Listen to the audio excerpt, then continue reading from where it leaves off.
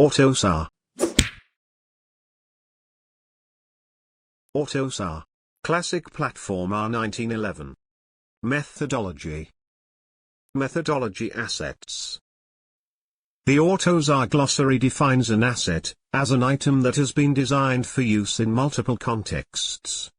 The methodology assets are used for the description of the related development processes and can be seen as a standard. There are assets specified for each domain as well as common assets for all domains. They are defined as methodology library elements in the methodology library.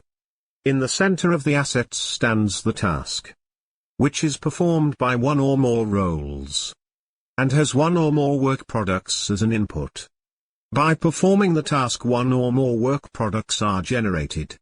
In some cases, tasks can be completed using tools. If you want to learn more about Autosar and other interesting topics, go to embeddedacademy.com.